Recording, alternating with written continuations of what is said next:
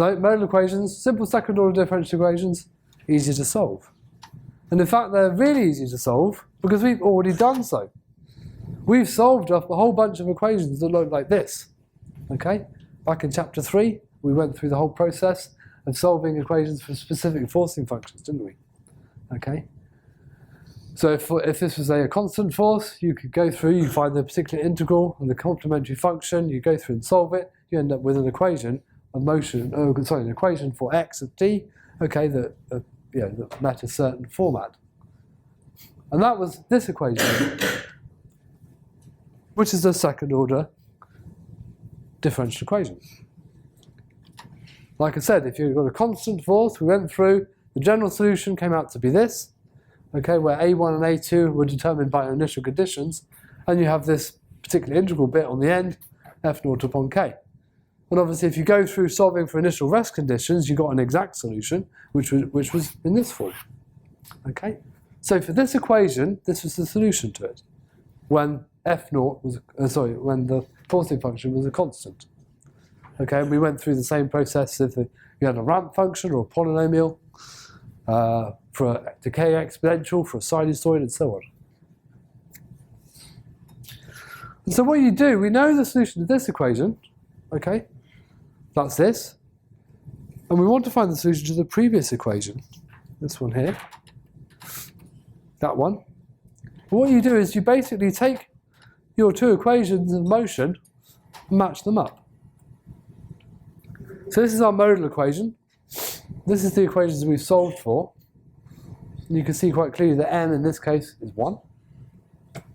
K is omega I squared, which is your natural frequency.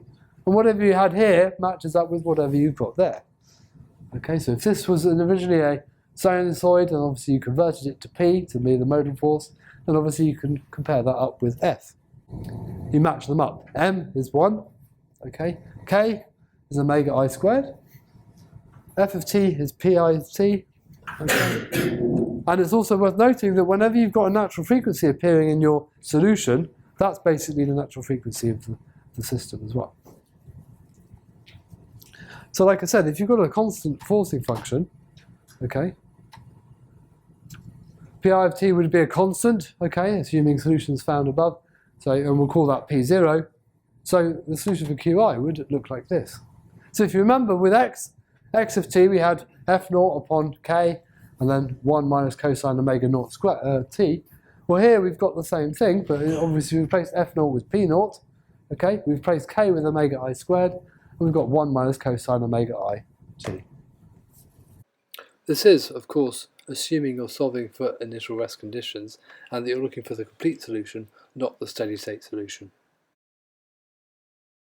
So like I said, we've already solved those equations, those modal equations, for a bunch of different cases. And that's where this stuff comes into play. And that's one of the reasons I've provided you with all of those solutions on the formula sheet, okay? Because basically, you don't need to go through the process to solve for those equations because you've already got the solutions in front of you. It's just the equation that you're using is slightly different in terms of the variables that are involved. So you just have to match them up. And then once you've got value for q, it's quite easy just to reapply that substitution to get back to x. We know what this is now. We know what that is.